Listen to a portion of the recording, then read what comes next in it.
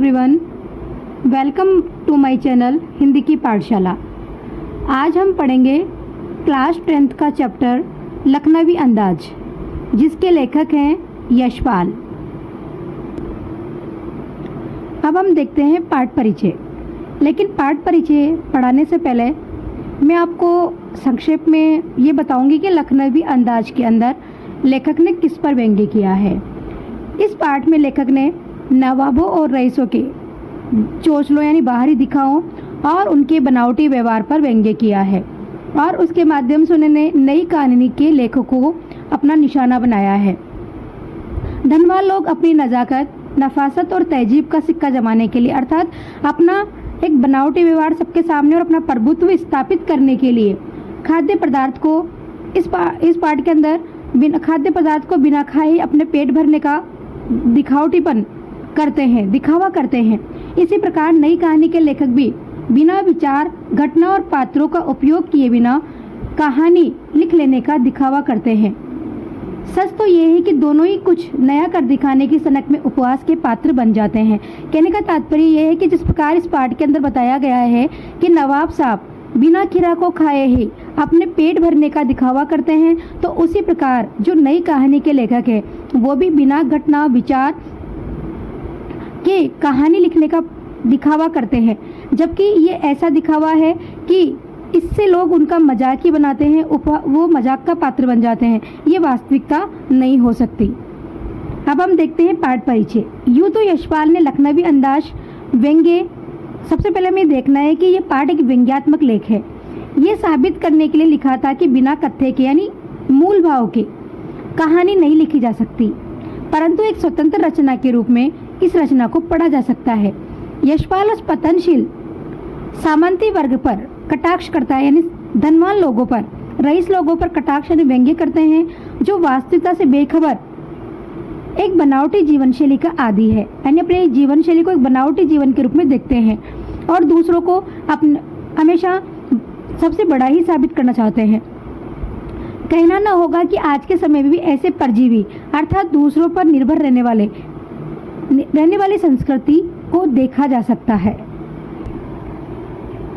अब हम चैप्टर शुरू करते हैं लखनवी अंदाज। अब इसमें हम देखेंगे कि किस प्रकार नवाब साहब लेखक के ट्रेन में चढ़ते ही खीरा खाने का बनावटी ढोंग करते हैं, यानी उसको सूंघ कर ही बाहर फेंक देते हैं और पेट भरने का नाटक करते हैं। तो यहाँ जैसे कि मैंने पहले बता दिया कि यहाँ पर खीरा खाने का ढोंग दिखा करके लेखक ने नई कहानीकारों पर भी व्यंग्य किया है। लेखक सोचते हैं कि जिस प्रकार इस रईस का बिना खीरा खाने ही पेट भर जाता है, तो फिर बिना विचार, घटना और पात्र की कहानी क्यों नहीं लिखी जा सकती। अर्थात नई कहानीकार बिना विचार, पात्र और घटना की कहानी लिखने का प्रयास करते हैं। तो लेखक ने यहाँ पर उन पाठकों को सचेत किया है जो बनावटी रचना की ओर ध्यान देते हैं और उसमें जो मूल भाव है उसका समाप्त रहता है। तो हम पढ़ते हैं, शुरू करते हैं पाठ। मुसफल के पैसेंजर ट्रेन यानी केंद्रीय स्थान की जो यात्रियों की ट्रेन थी, चल पड़ने की उतावली में फूकार भर रही थी, मतलब आगे बढ़ने के लिए भाप छोड़ रही थी। अर्थात कहने का तात्पर्य यह है कि वो वहाँ से स्टेशन से स्टार्ट होकर आगे बढ़ रही थी। आराम से सेकंड क्लास में जाने के लिए दाम अधिक लगते हैं। लेखक कहते हैं कि अगर आराम से यात्रा करनी हो सेकंड क्लास डिब्बे के अंदर यानी द्वितीय श्रेणी में, तो उसके लिए पैसा अधिक लगता है, किराया अधिक लगता है। दूर तो जाना नहीं था। भीड़ से बचकर एकांत में नई कहानी के संबंध में सोच सकने और खिड़की से प्राकृतिक दृश्य देख सकने के लिए टिकट सेकंड क्लास का ही ले लिया। यहाँ अंडरलाइन भी हो रखी है। यहाँ से प्रश्न बनता है कि लेखक ने सेकंड क्लास का टिकट क्यों लिया। तो इसका आंसर होगा कि भीड़ से बचने, एकांत में नई कहानी के संबंध में सोच सकने और खिड़की से प्राकृतिक दृश्य देख सकने के लिए टिकट सेकंड क्लास का लिया। गाड़ी छूट रही थी, यानी गाड़ी आगे बढ़ रही थी, स्टेशन को छोड़कर आगे बढ़ रही थी। सेकंड क्लास के एक डिब्बे को खाली समझकर जरा दौड़कर उसमें चढ़ गए। लेखक कहते हैं कि गाड़ी स्टेशन को छोड़कर आगे बढ़ने वाली थी और सेकंड क्लास के एक डिब्बे को, मैंने सोचा कि लेखक ने विचार किया कि सेकंड क्लास का डिब्बा जिसका कि किराया अधिक होता है वो खाली होगा उसमें लोग कम होंगे, ये सोच करके वे दौड़ करके उसमें चढ़ गए। अनुमान के प्रतिकूल, यानी जैसा उन्होंने अनुमान लगाया था कि डिब्बा खाली होगा, उसके विपरीत ही हुआ। डिब्बा निर्जन नहीं था, यानी डिब्बा खाली नहीं था। एक बर्थ पर यानी एक सीट पर लखनऊ की नवाबी नस्ल की एक सफ़ेद पोश सज्जन, यानी सफ़ेद पोशाक पहने हुए, नवाबी नस्ल के मतलब रईस, धनवान सज्जन बहुत सुविधा से पालथी मारे बैठे थे, बहुत आराम से। सामने 2 ताजे चिकने खीरे तौलिए पर रखे थे। डिब्बे से हमारे सहसा कूद जाने से, यानी अचानक उसमें चले जाने से, चढ़ जाने से, यहाँ कूद जाने का मतलब है अचानक चले जाने से, सज्जन की आंखों में एकांत चिंतन में विघ्न का अर्थ है बाधा का असंतोष दिखाई दिया। कि लेखक कहते हैं कि जैसे ही मैं उसमें गया, डिब्बे में चढ़ा, तो मुझे ऐसा लगा कि जैसे नवाब साहब जो कि एकांत में बैठे थे, अकेले में बैठे थे, उनके चिंतन में यानी चिंता में कुछ बाधा दिखाई दिया। मतलब उन्हें हमारा उस डिब्बे में जाना अच्छा नहीं लगा। सोचा, अब लेखक कहते हैं कि मैंने विचार किया कि हो सकता है कि ये भी कहानी के लिए सूझ की चिंता में हो, सूझ मतलब विचार की चिंता में हो, या खीरे जैसी अपदार्थ वस्तु यानी तुच्छ वस्तु का, अपदार्थ का मतलब होता है तुच्छ, छोटी वस्तु का शौक करते देख के संकोच में हो। अब लेखक कहते हैं कि मैंने विचार किया कि उनका संकोच करने का कारण ये तो ये हो सकता है कि या तो वो कहानी लिखने के विचार से डिब्बे में आए हों, तो शायद मेरे आने से उनमें बाधा उत्पन्न हो गई हो, या फिर उनके आगे खीरा खाने के लिए रखा हुआ था, तो उनको लगा होगा कि मैं इतना धनवान व्यक्ति हूँ और खीरा बहुत छोटी सी वस्तु है, तो उसका शौक करते देख, उसकी इच्छा, खाने की इच्छा को देख करके उन्हें संकोच हुआ, उन्हें शर्म आई होगी। नवाब साहब ने संगति के लिए उत्साह नहीं दिखाया। नवाब साहब ने लेखक से बात करने के लिए और उससे मित्रता करने के लिए कोई उत्साह नहीं दिखाया। हमने भी उनके सामने की बर्थ पर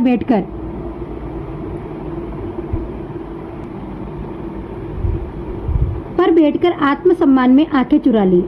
लेखक कहते हैं कि जब उन्होंने हमसे मित्रता का या बात करने के लिए कोई भी उत्साह नहीं दिखाया, मतलब हमसे बात करने के लिए वो ऐसा लगा नहीं कि वो हमसे बात करना चाह रहे हैं, तो हमने भी उनके सामने की बर्थ यानी सीट पर बैठकर आत्मसम्मान से अपने स्वाभिमान में आंखें चुरा ली, मतलब हमने भी उधर से नजरें हटा ली। थाली बैठे कल्पना करते रहने की पुरानी आदत है। कवि हो या लेखक हो कि जब भी बैठते हैं कल्पना करके कुछ लेख या कविताएं लिखते हैं, तो उसी बारे में यहाँ पर लेखक ने कहा है कि खाली बैठकर कल्पना रहने की यानी कहानी के बारे में कुछ लिखने की पुरानी आदत है। नवाब साहब की असुविधा और संकोच के कारण का अनुमान करने लगे, इसलिए नवाब साहब की असुविधा और शर्म का कारण मतलब कुछ मैं कल्पना करने लगा। संभव है नवाब साहब, उन्होंने विचार किया कि मतलब यहाँ पर लेखक कहना चाह रहे हैं कि जब मुझे लगा कि मेरे बस में चढ़ जाने पर, ट्रेन पे चढ़ जाने पर उनको कुछ असुविधा महसूस हो रही है, तो मैं उसके बारे में अनुमान लगाने लगा। नवाब साहब ने बिल्कुल अकेले यात्रा कर सकने के अनुमान में किफ़ायत यानी बचत करने के विचार से सेकंड क्लास का टिकट खरीद लिया होगा, और अब गवारा यानी अच्छा नहीं लगा हो कि शेर का कोई सफ़ेद पोशर सज्जन उन्हें मजले दर्जे में सफ़र करता देखे। अब उन्होंने अनुमान लगाया कि या तो हो सकता है उन्होंने बचत करने के विचार से सेकंड क्लास का टिकट लिया होगा, या फिर उन्हें अच्छा नहीं लगा होगा कि शेर का कोई सफ़ेद पोशर सज्जन उन्हें मजले यानी बीच वाले द्वितीय श्रेणी के दर्जे में सफ़र करता देखे। अकेले सफ़र करने का वक्त काटने के लिए ही खीरे खरीदोगे, और अब किसी सफ़ेद फौज के सामने खीरा कैसे खाए। यानी उन्होंने अनुमान लगाया कि हो सकता है कि उन्होंने अकेला उनका सफ़र नहीं कट रहा था, इसलिए खीरा खरीद लिया होगा, किंतु अब उन्हें लग रहा है कि मैं इतना रईस हूँ, पैसे वाला हूँ, और खीरा बहुत छोटी सी तुच्छ वस्तु है, तो मैं किसी अन्य सज्जन व्यक्ति के सामने इसे कैसे खाऊं। हम कनखियों से नवाब साहब की ओर देख रहे थे। लेखक तिरछी नज़रों से नवाब साहब की ओर देख रहे थे। नवाब साहब कुछ देर गाड़ी की खिड़की से बाहर देखकर स्थिति पर गौर करते रहे यानी विचार करते रहे। ओहो, नवाब साहब ने सहसा में संबोधन किया। नवाब साहब ने थोड़ी देर पहले तक तो लेखक से बात करने में कोई रुचि नहीं दिखाई थी, तो लेखक कह रहे थे कि मैंने भी उनसे नजरें डाली, मैंने भी उनसे कोई उत्साह नहीं दिखाया, रुचि नहीं दिखाई। लेकिन अचानक नवाब साहब ने लेखक को पुकारा, आदाब अर्ज, नमस्कार जनाब, खीरे का शौक फरमाएंगे? क्या आप खीरा खाने की इच्छा रखते हैं? क्या आप खीरा खाएंगे? नवाब साहब का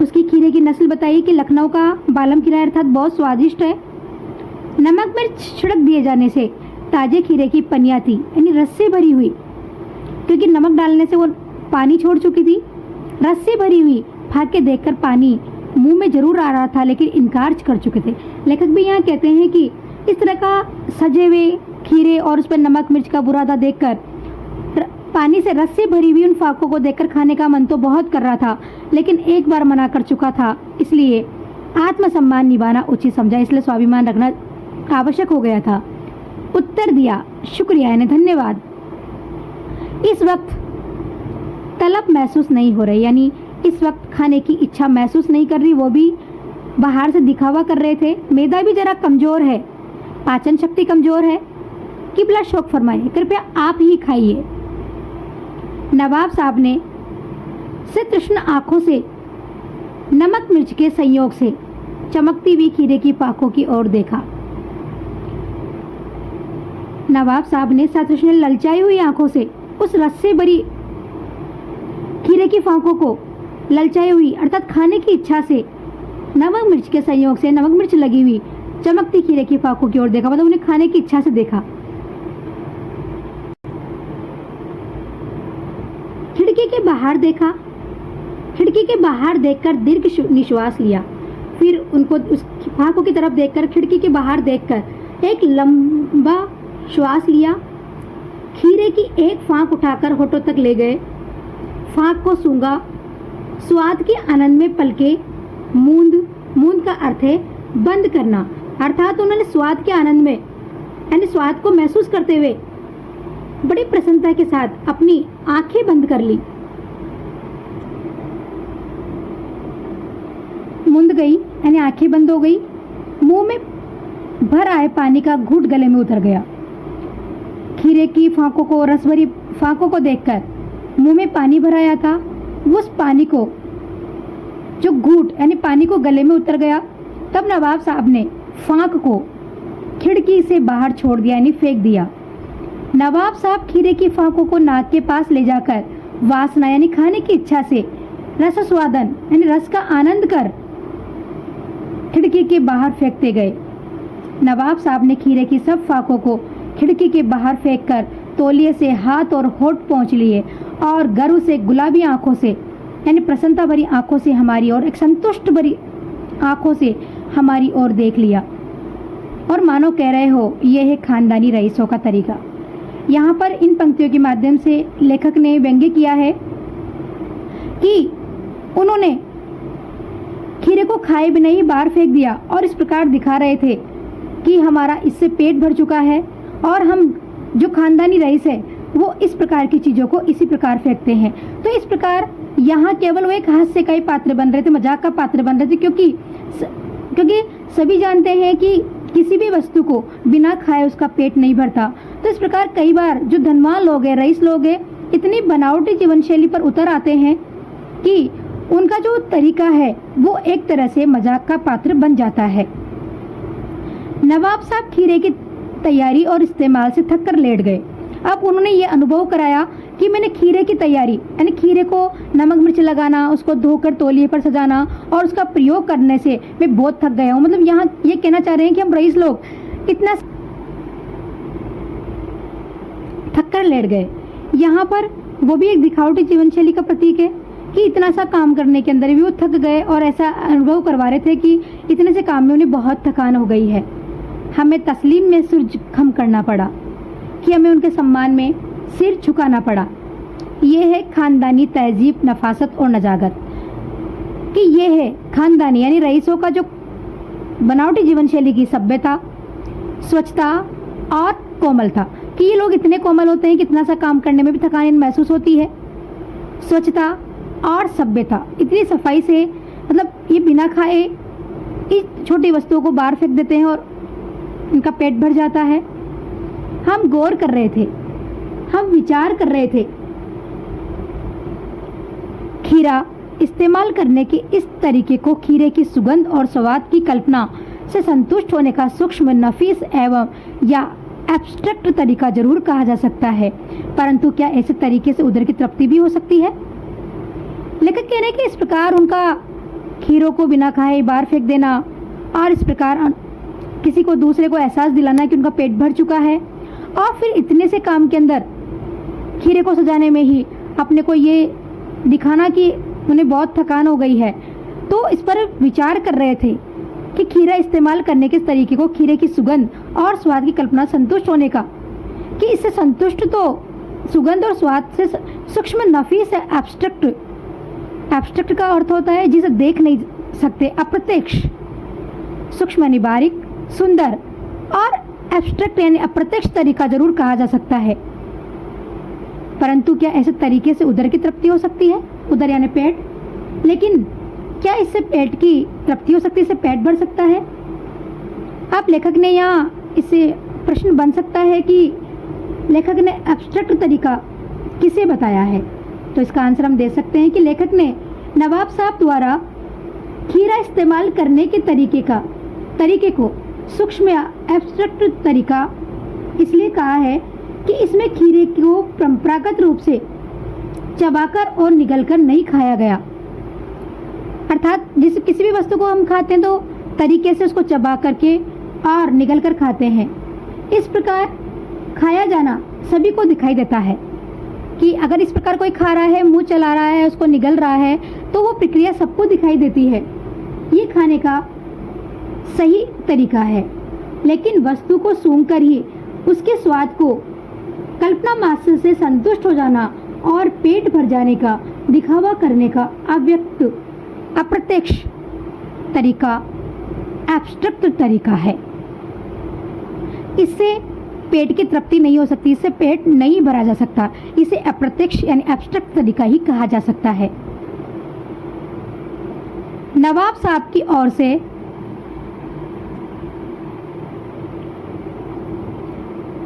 भरे पेट के ऊंचे डकार का शब्द सुनाई दिया। मतलब ऐसा जिस प्रकार भोजन करने के बाद जब उदर की तृप्ति हो जाती है, यानी पेट भर जाता है, तो डकार ली जाती है। मतलब वो एक तरह से पेट भरने का एक संकेत होता है। तो उन्होंने इस प्रकार का डकार ली, यानी इस प्रकार का संकेत दिया कि उनका पेट भर चुका है। और नवाब साहब ने हमारी ओर देखकर कह दिया, खीरा लजीज होता है, कि खीरा बहुत स्वादिष्ट होता है, लेकिन होता है शकील, मतलब ना पचने वाला, नामुराद, अभागा, मैदे पर बोझ डालता है, यानी पेट पर बोझ डालता है, यानी पाचन शक्ति को बिगाड़ता है। ज्ञान चक्षु खुल गए, पहचाना यह है नई कहानी के लेखक। अब यहाँ प्रश्न बन सकता है कि ज्ञान चक्षु खुल जाने से लेखक का क्या आशय है? कि यहाँ पर लेखक कहते हैं कि नवाब साहब के द्वारा इस प्रकार खीरे को बिना खाए ही सूंघकर फेंक देना उन्हें थोड़ा अद्भुत और अनोखा लगा। तो उसे देखकर उन्हें ऐसा लगा कि जब बिना खीरा खाए उसे सूंघने से पेट भर सकता है, तो क्या बिना विचार, घटना और पात्रों के क्या कहानी नहीं लिखी जा सकती? तो उन्होंने उसके माध्यम से नई कहानी के लेखकों पर व्यंग्य किया है और पाठकों को संदेश दिया है कि वो इस बनावटी जीवन शैली से दूर हटकर एक सही कहानी के मूल संदेश पर ध्यान दें। खीरे की सुगंध और स्वाद की कल्पना से पेट भर जाने का डकार तो आ सकता है। खीरे की सुगंध और स्वाद की कल्पना से पेट भर जाने का डकार आ सकता है, तो बिना विचार, घटना और पात्रों के लेखक की इच्छा मात्र से नई कहानी क्यों नहीं बन सकती?